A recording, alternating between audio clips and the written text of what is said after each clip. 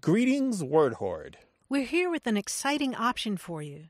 A version of our podcast without any ads. That's right. No advertising interruptions, just the content you love, ready to go in your favorite podcast apps like Spotify and Apple Podcasts. It's another way to support the show, ensuring that we keep bringing you the word stories and language explorations that you love. Try it at waywardradio.org/ad-free. And it's affordable. For just a small subscription fee, you can enjoy A Way with Words uninterrupted, except by us. Plus, it makes a great gift. Know somebody who loves language as much as you do? Give them the gift of words. Easy to sign up, easy to enjoy. It's the same A Way with Words, just streamlined for your listening pleasure. Go to waywardradio.org/ad-free. Support us, support the show, and enjoy an ad-free listening experience. waywardradio.org/ad-free. Thank you. You're listening to A Way with Words, the show about language and how we use it. I'm Grant Barrett. And I'm Martha Barnett. As you know, I do a lot of hiking in the mountains around San Diego County. And I find that often when I get up to around 4,000, 5,000 feet, I'll suddenly see butterflies. And they're usually these beautiful black and yellow swallowtails. They're kind of big, and they're right up there on the mountain peaks. And the first time I went up there and saw them, I thought, well, cool, we're all celebrating. I got up here. The second time, I thought, well, that's weird. It happened again. And the third time, I thought, what is going on here? Every time I go to a mountaintop, there are butterflies. And sure enough, I learned last week on a hike with some guides from the San Diego Natural History Museum that indeed there's a word for this. It is a thing. What is it? Hilltopping. Hilltopping is what the butterflies are doing? Yeah. It's called hilltopping, and it turns out that male butterflies of many species, they'll go and hang out on top of mountaintops waiting for the ladies. And the ones that go to the highest point clearly have the best genes. And it's sort of like advertising. All right, come get some of this. Yeah, I've got great genes. I was so excited to hear that there was a word for it. Mm-hmm. But it seems to me that this is also a word that we could adapt for human behavior. When you're trying to impress somebody, you're strutting a little more than usual, whether whether you're trying to impress your boss or a potential partner. Hilltopping. Hilltopping, sure, like a butterfly on top of a mountain. Okay, We'll try it. We'll see how it goes. This is a show about words and language, speaking and writing, all the things we say and why we say them and when and how and so on and so forth. 877-929-9673. Send an email to words@waywardradio.org or talk to us on Twitter at WAYWORD. Hello, you have A Way with Words. Hello, this is Judy from Huntsville, Alabama. Well, hello, Judy. Welcome to the show. Hi, Judy. What's up? What can we help with? Well, I'm one of those people that has about hundreds and hundreds of song lyrics that play on auto shuffle in my head. Mm-hmm. And the other day one popped up, and it was the polka dot polka. And it occurred to me that those two things seemingly don't have anything to do with one another, so I wondered how polka dots became associated with that lively polka dance. Oh, it's a great question and well put, because that's a complicated topic. Do you have a lot of polka music in your head? I do. I grew up in Wisconsin, and we did a lot of polkas and schottisches and waltzes and so forth. Nice. That's cool. Yeah, I can hear the accordions now. I can hear the Wisconsin. Judy, it's an interesting story about the 1830s or so, early 1830s. A cool new dance trend hit Europe, and it was called the polka, which is the way that you refer to a Polish woman in that language. She's a polka, whereas the man is a Polak. And the dance was huge. I mean, we're talking like it was the lambada plus the macarena of its day. You know what I'm saying? Just a really, really, all the dance floors were doing it. All the kids were doing it. And because this trend was so huge, the word polka, kind of borrowed out of the Polish language, began to be used for a lot of products and things that you could buy in the store. And we're talking different types of clothes, different types of all different sorts. And it wasn't really the fabric necessarily so much as the shape, the pattern, the cut, the style, that sort of thing. But one of the things that came out of that, and probably the only polka thing that's left from that trend of naming things after the dance, is the polka dot pattern. So we have... Oh, my goodness. Yeah, so that dot pattern of the big round dots they were just called polka dots after the song. It didn't mean that people were wearing polka dots to do the dance. It didn't mean that Polish people wore those dots. It was simply borrowed just to take a little bit of the halo from the huge success of the dance. The marketing scheme. Yeah, marketing scheme. And you see this happening all the time today with products, right? Remember when everyone added I in front of something to indicate that it was having to do with internet or the digital world, borrowing it kind of from Apple and all their I products? Yes, indeed. That's very interesting. I would have never put that together as a reference to the Polish dance. Yeah, it was a wild craze. I mean, people were just nuts for that stuff. They're still wild and crazy for it in Wisconsin. For polka dots or the polka? The polka. Okay. The polka, yeah. In any case, the dot pattern dates to around the 1850s or so. So it was a couple decades after the dance. But it's not like today where when we have some hot new thing, some trendy item, that it peaks like after just a few months or 6 months or even a year. Like at the time, trends really lasted because culture moved a little bit more slowly. Yes, I'm sure. Judy, thank you so much for calling. Well, thanks for answering that question, because now when I sing the polka dot polka in my head, I will know what I'm talking about. Well, I love that, by the way, that they borrowed the word polka back to make a song of polka music. That's cool, indeed. Right? Bye, Judy. Thank you so much for your call. Thank you. Bye now. You know, Judy reminded me that I am ever so grateful to whoever the listener was who called us to tell us about their word for if two people are walking on the sidewalk and they're headed for each other, and so they sort of go back and forth, doing this Who's little going to pass on which side? And Yeah, they call it a polka dodge. Polka dodge, nice. 877-929-9673.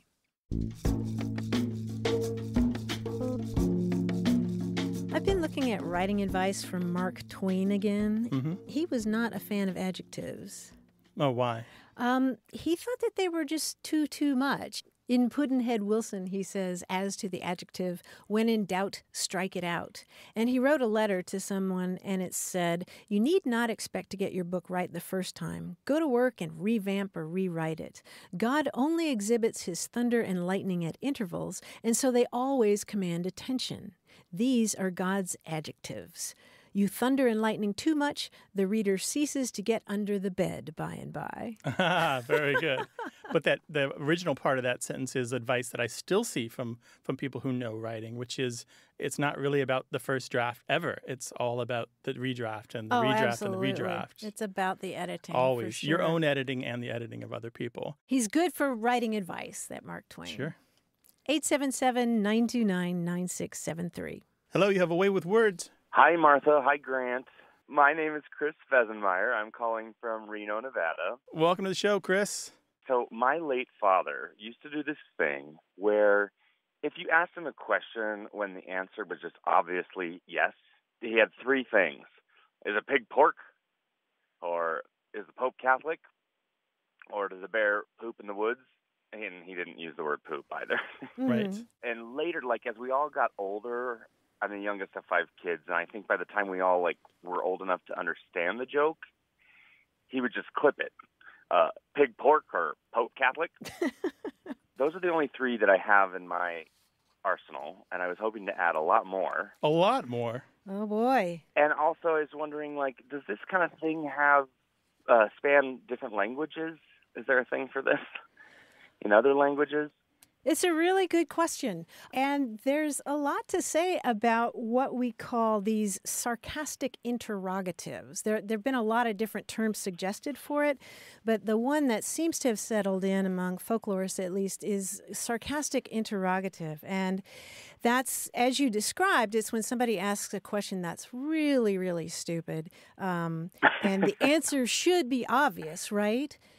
Mm-hmm. And so the response is a question that also has a really obvious answer, and the answer is yes. That's the formula for it, and that's called a sarcastic interrogative. And I love that term. I never heard that. I'm going to keep that in the back of my mind. Well, there's lots of information about that in an article by Charles Clay Doyle that you can find online, and it's called "Is the Pope Still Catholic?" And it's about, it's about 30 pages or so. The one about the Pope being Catholic only goes back, as far as I can tell, to the early 1960s. There are earlier versions of this type of question, like, does a duck swim? There are a whole lot of duck swimming ones that go back at least 150 years. And I know, but that's not funny. yeah, right. Or does a one-legged duck swim in circles? is another version. Oh, that one's funny. The one that I really like is the hole close to a donut? That's something to think about. Okay. But anyway, Charles Clay Doyle goes through all these different languages and historical periods. He even goes back to a saying that he found in ancient Samaria that is, can one get fat without eating? And So what year are we talking about here then for this kind of sarcastic interrogative? well, the thing is, he says that's not really one of those. I mean, if you think about it, there are passages in classical literature or So thousands of years. well, but no. What I'm saying is that there are somewhat similar versions, but they're not really sarcastic interrogatives. Right, Like, so- for example, in the Bible, in the book of John, Jesus says something like, are there 12 hours of daylight? And the answer is yes, but it's not like he's doing a sarcastic interrogative where somebody had just asked him a stupid question. So what I'm saying is that this guy did exhaustive research, and what he found was pretty much the duck one.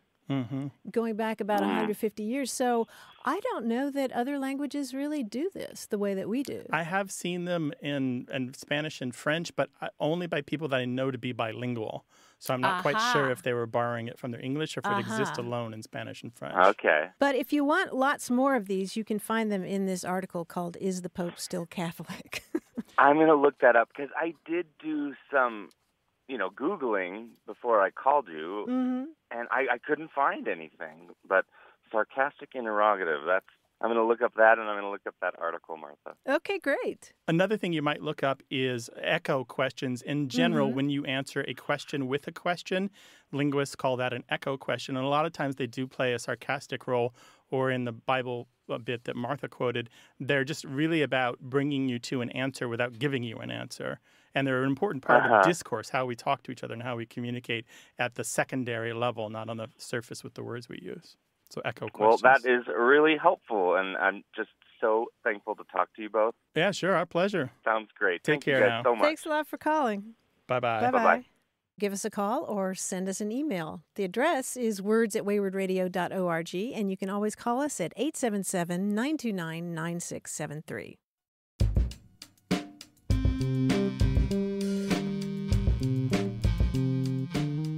The Greek word for cuckoo bird is cuckoos.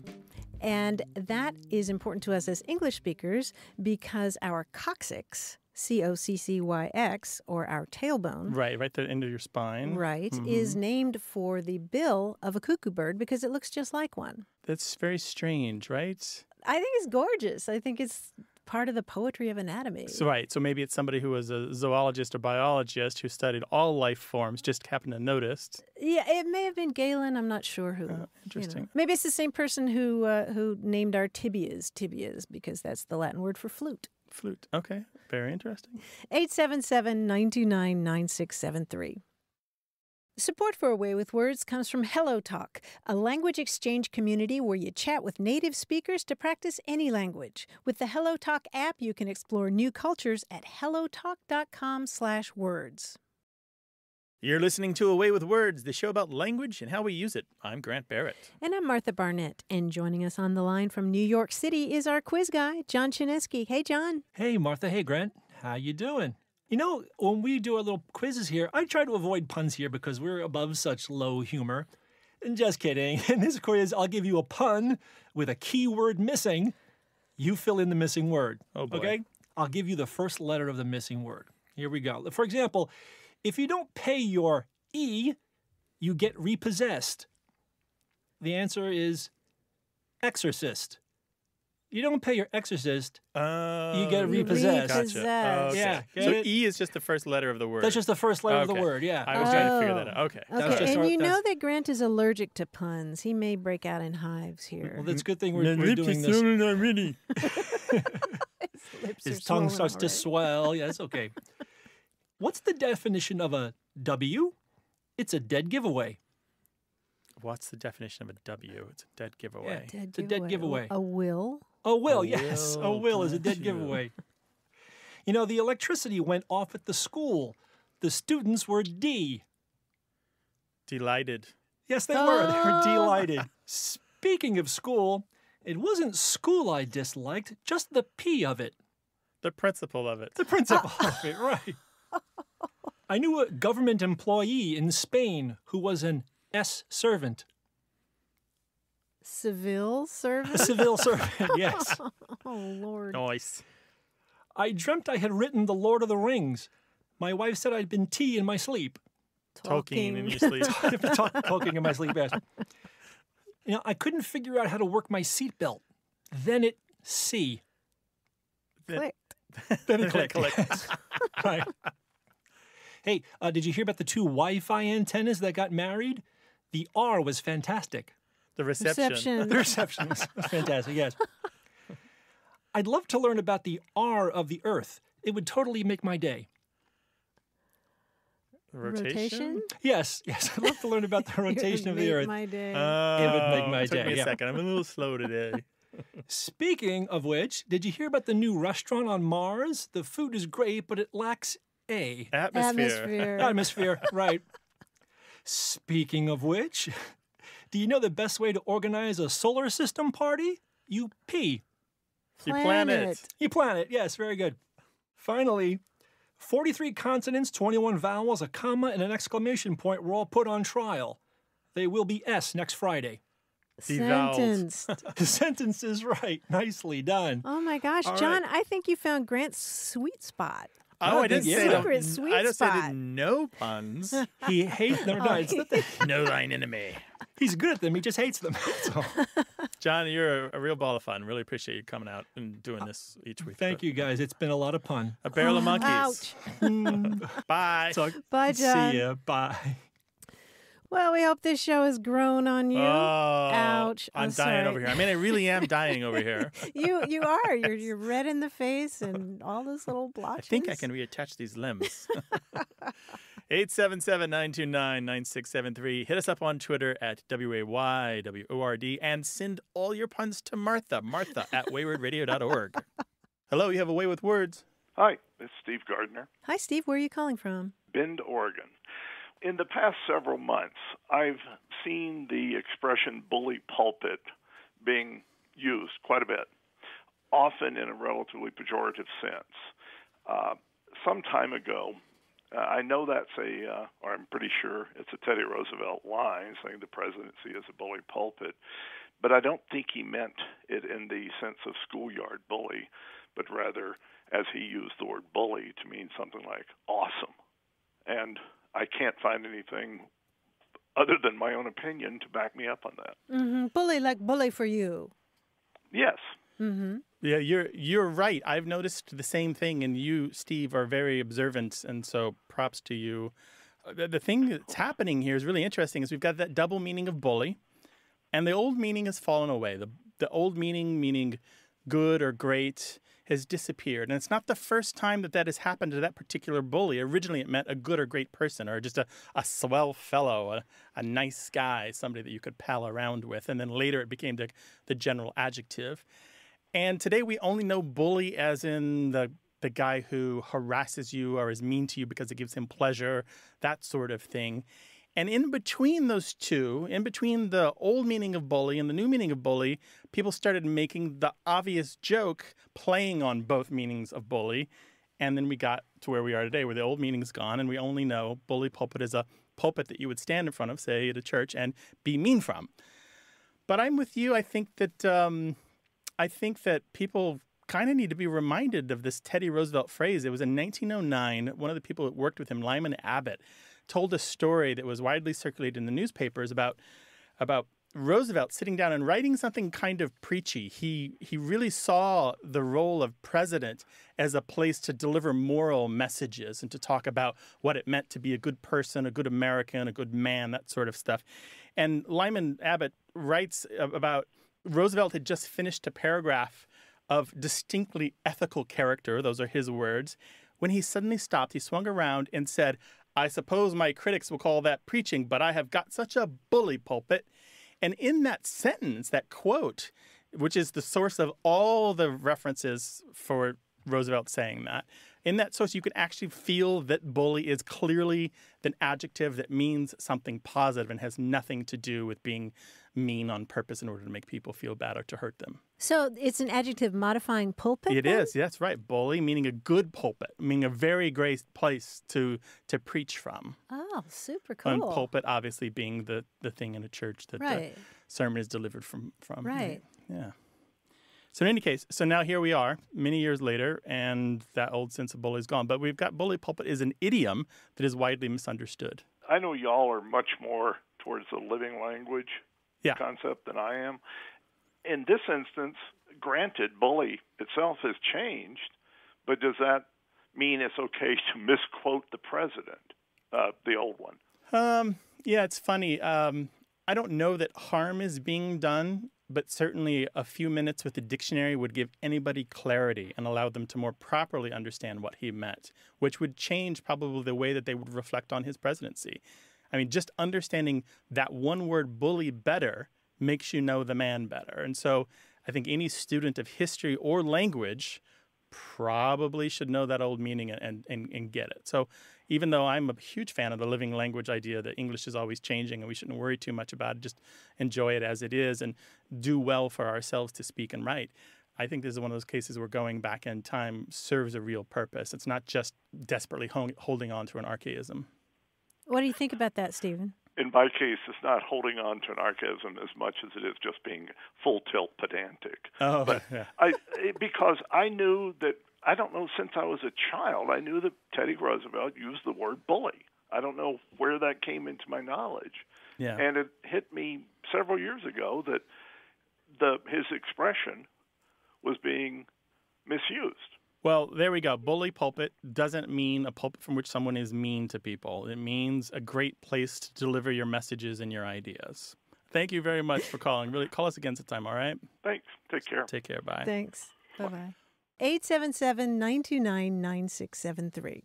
Hello, you have a way with words. Oh, hi. This is Hamid calling from San Diego. Hi, Hamid. Welcome to the show. Thank you for having me. What's on your mind?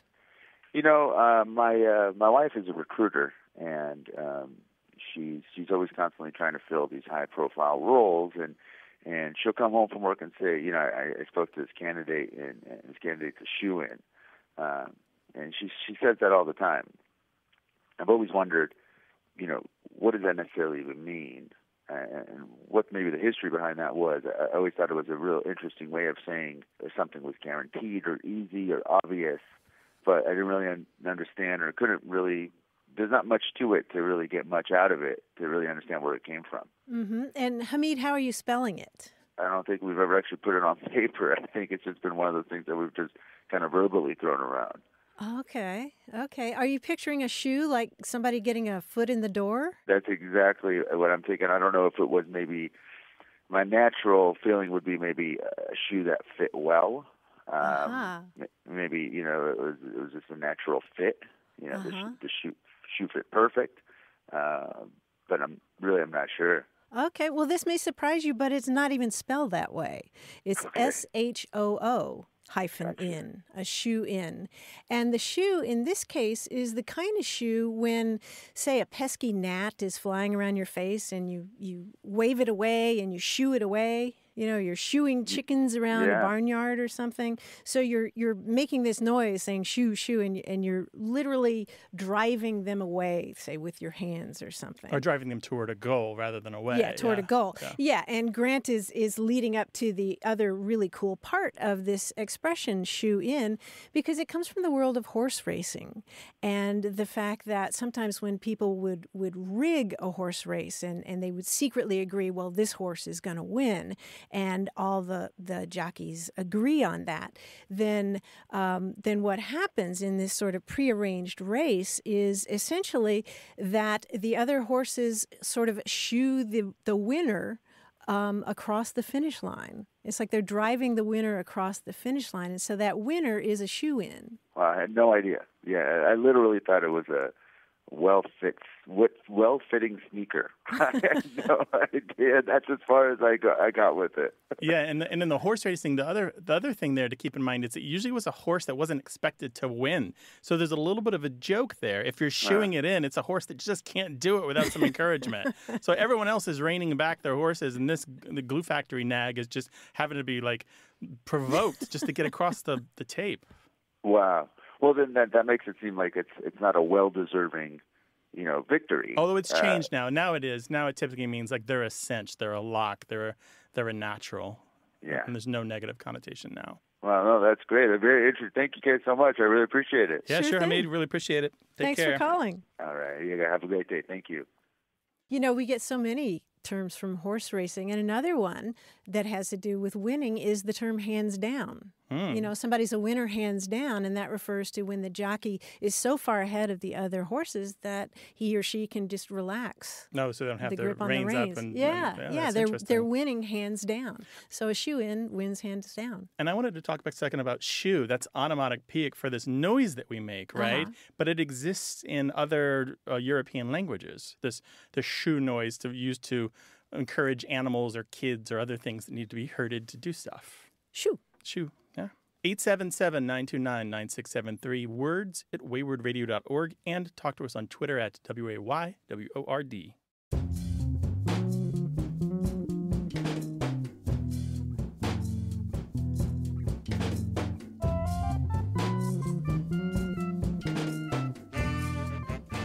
I grew up in Kentucky where the state religion is basketball, and so I played many, many rounds of horse as a kid. Did you play horse? A little bit, yeah. Yeah. And you know how you do it. You throw the ball through the hoop, and if you get that... And then the other person has to throw it from the same place you threw it? Is that the one? Yeah, and if they miss, then they get a letter, and it goes HORSE, and if you get all the letters, then you lose, right? Oh, see. Gotcha. I thought of that the other day because I was watching a video of Steph Curry, the basketball player, who dropped in on a group of students who were playing basketball. And, of course, they were all really excited that this basketball superstar was there. And they thought that he was going to challenge them to a game of horse. But he said, no, I'm not going to challenge you to a game of horse. I'm going to challenge you to a game of sesquipedalian. Give them a chance. Yes. And so, no, he of course, won. Of course, yeah. How old were they? Probably high school. High school, but still a story they'll talk about their whole lives, right? Yeah. Yes. And it reminded me of how much I love the word sesquipedalian, which comes from Latin words that mean literally a foot and a half long. The sesqui is like sesquicentennial, 150, and the pedalian is like, all those pedal words, all those words that have to do with your feet. So a sesquipedalian word is a word that's a foot and a half long. Foot and a half long. Hit us up on Twitter at WAYWORD. Hello, you have a way with words. Hi, this is Rodney from Suffolk, Virginia. Hi, Rodney. Welcome to the show. Hi, thanks.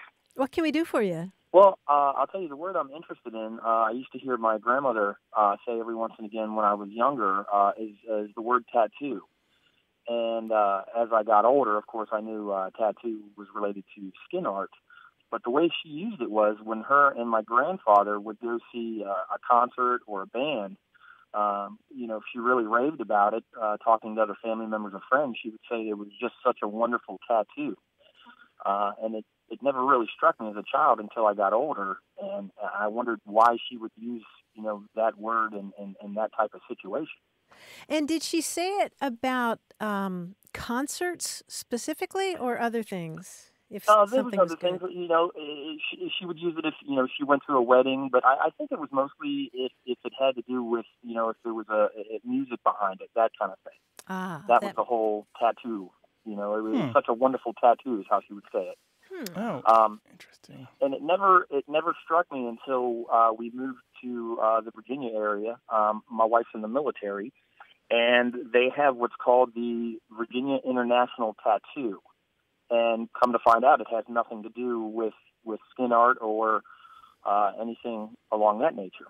And tell us what that is. Honestly, I've never been. I really don't know, other than there is music behind it, or it's music orientated. And it's like a concert or something, or apparently it's many different bands. I think there's also like a Scottish type bagpiping and things of that nature. That makes sense. Yeah, part of the problem here is that there are two different uses of the word tattoo, Tattoo, and they're completely unrelated. There's the tattoo that, as you said, refers to skin art, and that comes from the languages of the South Seas, where tattoos, I think, originated or were first observed by Westerners. And then the other kind of tattoo is a kind of military signal that calls sailors to quarters at night or calls in soldiers, and it's a kind of signal that gets sent out to them to tell them to come on in. But that has a Dutch origin and isn't related to the Polynesian or Micronesian languages. Right. Yeah. So it's two different words that are spelled exactly the same, two different tattoos. Ain't English wonderful? Yeah. Yeah, and so what I'm thinking is that this kind of tattoo may have to do with sound. You know, the fact that a tattoo, a military tattoo, can call soldiers in for the night. So we're talking bugles and trumping or drumming. drumming. That kind of thing. So, okay, well, that makes a little more sense. Yeah, that's the only connection that I can see there. Yeah, I need a time machine. We'll go back and talk to her and figure it out. This is, I would say, early to mid 70s. You know, I was probably 10, 11. You know, at the time, whenever I would hear her say this, and like I said, it was mostly when her and my grandfather would go out to see a concert or something along those lines. And you know, she really raved about it. You know, I just remember, you know, she would say, it was just such a wonderful tattoo. Such a wonderful tattoo. And were your grandparents military folk? Were they part of that culture? My grandfather was, yes. Yes, he was in the military during World War II.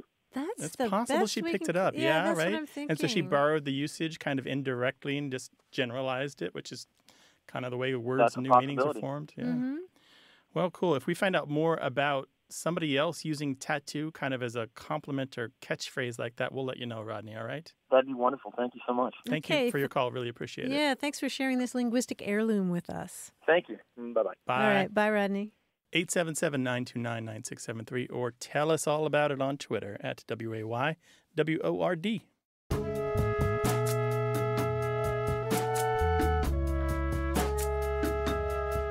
I've just learned what a belly flower is. What's that, a tramp stamp that's on the front, not the back? No, it's a term for a small, low-growing wildflower, the kind that you have to get down on your belly to see. Okay, belly Isn't that flower. cool? That's nice. It's a term that you hear mostly in the West, particularly California, a belly flower. You go out to the desert, Anza Borrego Desert, you see all these little belly flowers. We had a great bloom this year. Oh, didn't we? The super bloom. All the rain. Hit us up on Twitter at WAYWORD. You're listening to Away with Words, the show about language and how we use it. I'm Grant Barrett. And I'm Martha Barnett, and I have a book I want to recommend to you. Okay. It's called Pax. That's P-A-X, like the Latin word for peace, Pax. It's by Sara Pennypacker, and it's spent about a year on the New York Times bestseller list, and with good reason. It's been described as a worthy successor to the children's classic Charlotte's Web. It's written for about 8 to 12-year-olds, but adults will also find it keenly observed and deeply moving. I certainly did. It's a story about a boy who raises a pet fox from the time it's very young, and then he has to let the fox go. And they have such a bond that the boy eventually goes in search of this fox, and that's what the story is about. And a few weeks ago, I was lucky enough to lead a discussion with the author, Sara Pennypacker, when she spoke at California State University, San Marcos, just north of here. And one of the things that she told the students there was how much time she spent observing fox behavior and talking to experts, biologists who study foxes and how they communicate. And it's one of the things I really love about that book because all that research pays off, even in the first paragraph, which I wanted to read to you. The fox felt the car slow before the boy did, as he felt everything first. through the pads of his paws, along his spine, in the sensitive whiskers at his wrists. By the vibrations, he learned also that the road had grown coarser. He stretched up from his boy's lap and sniffed at the threads of scent leaking in through the window, which told him they were now traveling into woodlands. The sharp odors of pine, wood, bark, cones, and needles slivered through the air like blades. But beneath that, the fox recognized softer clover and wild garlic and ferns, and also 100 things he had never encountered before, but that smelled green and urgent.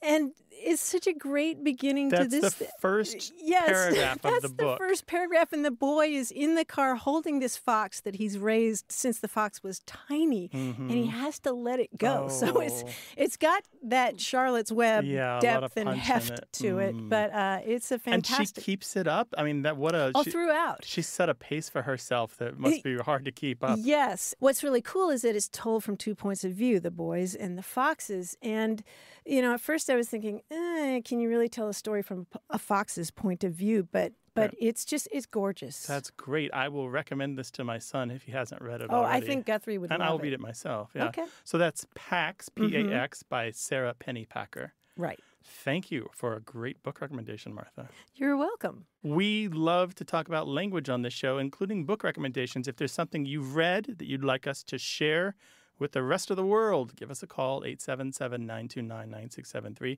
or spread your excitement in email to words@waywardradio.org. Hi, you have a way with words. Hi, this is Zach Smith calling from Plano, Texas. Hi, Zach. Welcome. What can we do for you? So I was watching a documentary called Euro Dreams of Sushi. It was about this guy in Japan that's this sushi artisan that's been doing it for the last 80 years. So much so to where the fact that he's had several rounds of apprentices come through training with him. And so part of the documentary was focused on him, and the other was focused on the people that he's worked with. And one of his apprentices was describing his time with the master, and it was all positive.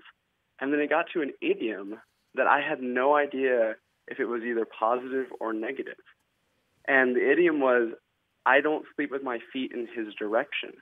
Ooh. And I couldn't tell if that was a positive or negative thing. Yeah, and you couldn't tell from the context either then. Yeah, because it was positive, but he ended this long I've learned so much from him, and going on and on and on, and then it was almost like a tonal change, and then this idiom at the end. That's really interesting. Yeah, it was a positive. It was meant as a compliment, and it has to do with this cultural idea that the feet are filthy, and the feet are unclean, and I don't mean in a literal sense, and more in a cultural, emotional sense. For example, not just in many Asian cultures, but in the Middle East and in some other places, you don't show people the soles of your feet. You take off your shoes in certain environments. To step on a picture of someone is considered extremely rude. And in Japan in particular, to sleep with your feet in someone's direction. Even if your bedrooms are next to each other, you will rearrange your sleeping quarters so that your feet do not point to the other person in the other room while you're sleeping. I mean, if you believe in these things so still. Interesting. Yeah. Yeah. And so to say that you don't sleep with your feet in someone's directions means you don't show them any animosity. You have no ill will. There's no residual negativity between the two of you. Yeah, and that makes sense because he had moved past, and he had his own. The apprentice at this point had his own restaurant, and he was and so that actually I've learned a ton from him, and I don't hold anything against him, even though now we're maybe competitors. Yeah. Makes sense. Yeah. That makes perfect sense. Thank you guys so much. Our pleasure. By the way, that is a wonderful film, isn't it? It is really, really good. My fiance and I went to Japan last year, and we've just become infatuated with the culture. Because this guy was just, for the last almost century, he's just been cultivating and refining his ability to make good sushi. And he doesn't care about prestige, fame, or money. He just wants to do it because he wants to be good at it. And it just is so cool. Thank you for recommending this film to everyone. And thanks for a really good question. It sounds like you were doing a closer watching of the film. Yeah, absolutely. All right. Take care now. You guys have a great day. Bye-bye. Thanks, Zach. Yeah, I've heard a lot of people raving about that film. Its title again is? Jiro Dreams of Sushi. Okay. Yeah.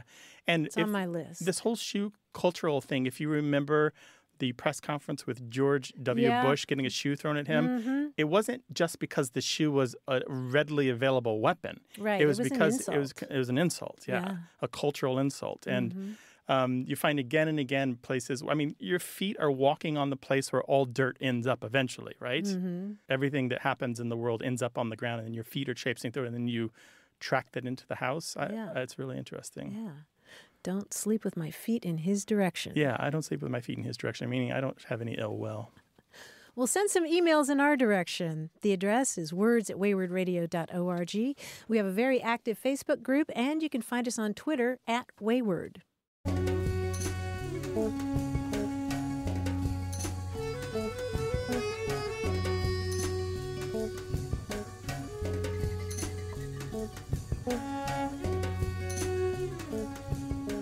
I was talking earlier about my conversation with the children's book author, Sara Pennypacker, and we were talking about the fact that usually writers of children's books do not collaborate up front with the artists or the illustrators. John Klassen, her illustrator for the book Pax, was in on that conversation at the university, and he's the Newbery Award-winning illustrator for books like I Want My Hat, My Hat Back.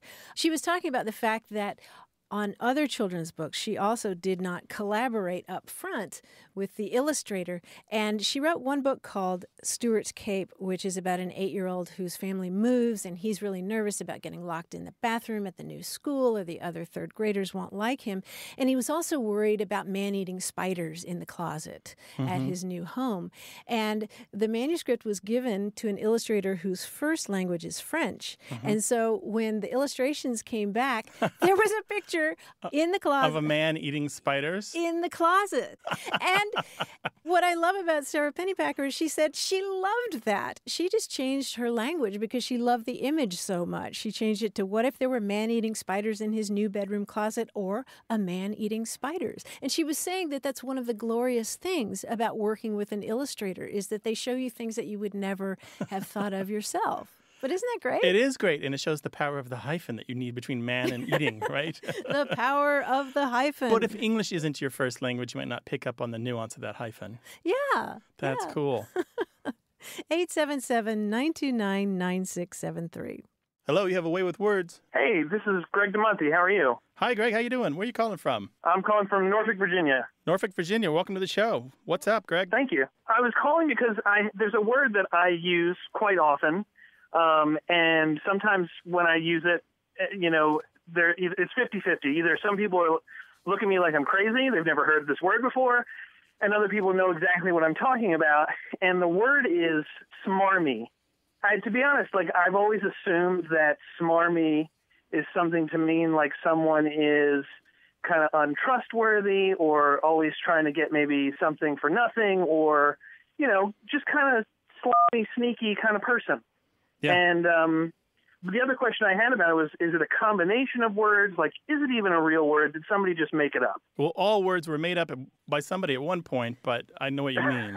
Well, it's definitely a word. Yeah. I love the word smarmy. Smarmy. It's just somebody who's just icky. Well, yeah, and you have to say it like you said it, like smarmy. Like you can't, you know what I mean? It's just, they kind of go hand in hand. Right. Yeah, it's a word that sounds like what it means. And it's related to an old verb, smarm, that means to smear or bedaub. Just So imagine making something greasy or oily, and then think about the meanings that we have for somebody who is greasy or slick, right? Exactly. Yeah. Unctuous. Well, I was going to say, it reminds me of the word unctuous, which comes from a Latin word that means to anoint, with oil. It's related to unguent, and unctuous means just kind of oily and sleazy and too slick smarmy. to get a hold on, right? They always get away. Yeah, just pouring it on a little too thick, and smarmy. Well, I appreciate that. It's definitely something that I feel like I'm happy to know that I'm using it in the right way. Oh, absolutely. I'm surprised that you have people who don't believe that that's a word. Yeah, they just need to read more, I think. I had that response once. It didn't really go well, but I agree. Never does. By the way, it's got at least 100-year history. I can find the first use I know of the adjective smarmy, which is newer than the verb to smarm, is 1899. So it's got a long history in English. All right. Yeah, so definitely not just you. Not just you. Good. Then I don't feel like such an island anymore. Greg, bless your heart. Thank you for calling. Really appreciate it. Thank you, guys. Cheers. Bye, Take Greg. care. Bye. All right. Bye-bye.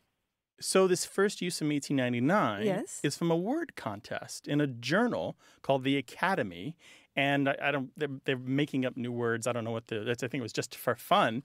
And smarmy is there as an adjective. Now, the thing about smarmy, that is the first use of it as an adjective that I can find. Really? Now, smarm is the noun and smarm is the verb. Are much older. They've got 50, 100 years prior. They're out there. Mm-hmm. But it's really interesting. I don't think it came from the word contest, but somehow it was in the ether, and this contributor threw it in there. Huh. And that was how long ago? 1899. Oh, yeah. How about that?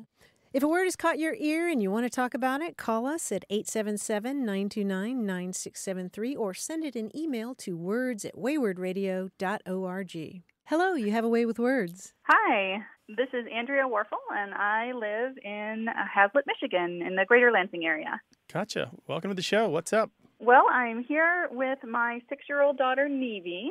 I'm raising up a couple of word nerds here, and she asked me a very good question the other day that I did not know the answer to, but I said we should call Grant and Martha because I bet they can tell us. Oh, boy. Excellent. All right, so I will pass you over to Nevy. Here she is. Okay. Why does XOXO stand for hugs and kisses? Why does XOXO stand for hugs and kisses? Nevy, what a good question. What made you think about that? We were texting back and forth with Daddy, who was off working in Detroit, and he wrote back XOXO, and we got to wondering if the O was for hugs, like the arms around the body, but then why the X for kisses?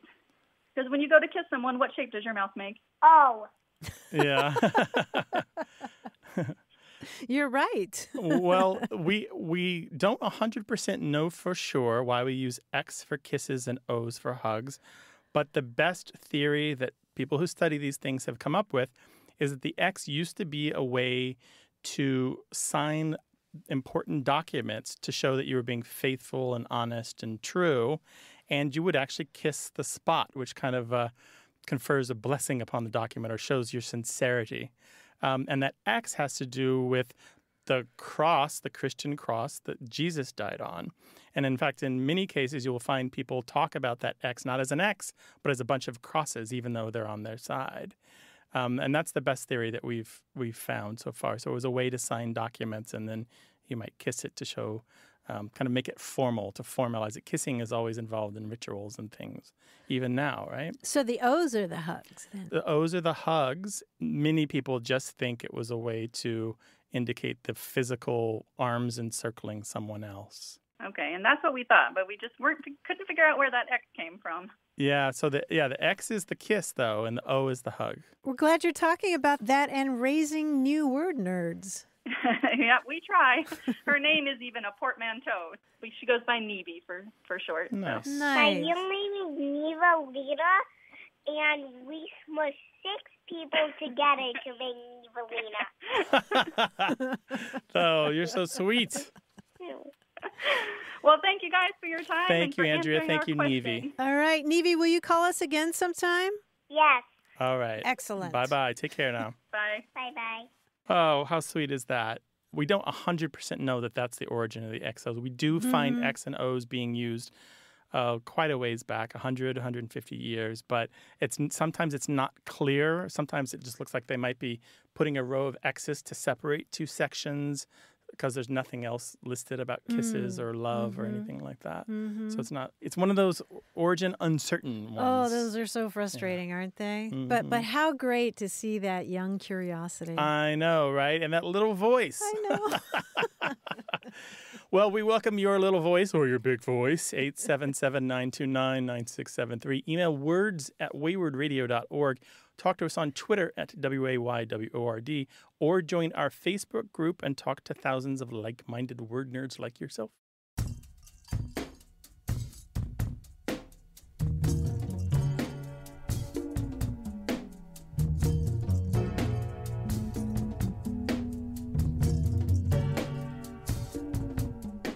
Have we talked about plot bunnies on the show? Plot bunnies? So P-L-O-T, as in like the plot of a book, and then bunny, like bunny rabbit. Is this like a MacGuffin?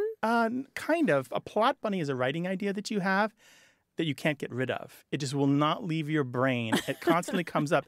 And the only way to expel it is to write it. Ooh, I like that. You have to put it down on paper or put it down on the computer, one way or the other, and purge yourself of the plot bunny. But as they say, the problem with all bunnies is that they breed. I was going to say. Plot bunnies make other plot bunnies. They take over your life. I learned that from the writing community. And I know we've got a ton of writers who follow the show. So plot bunny is probably something they're going, yes, I know the feeling. It won't let go. It will not let go. You have to purge yourself of it. Well, write to us, words@waywardradio.org, or find us on Facebook and Twitter. Want more Away with Words? Listen to years of past episodes at waywardradio.org or find the show in any podcast app or on iTunes. Our toll-free line is always open, so leave us a message at 877-929-9673 and we'll take a listen. We love to get your messages at words@waywardradio.org or hit us up on Twitter at WAYWORD and look for us on Facebook. This program would not be possible without you. Grant and I are out to change the way we listen and think about language, and you're making it happen. Thanks also to senior producer Stephanie Levine, director and editor Tim Felton, director Colin Tedeschi, and production assistant Emma Kelman in San Diego. In New York, we thank quiz guy John Chinesky and that master of keeping it real, Paul Ruist at Argo Studios. Away with Words is an independent production of Wayward Inc. From the Recording Arts Center at Studio West in San Diego, I'm Martha Barnett. And I'm Grant Barrett. So long. Bye-bye.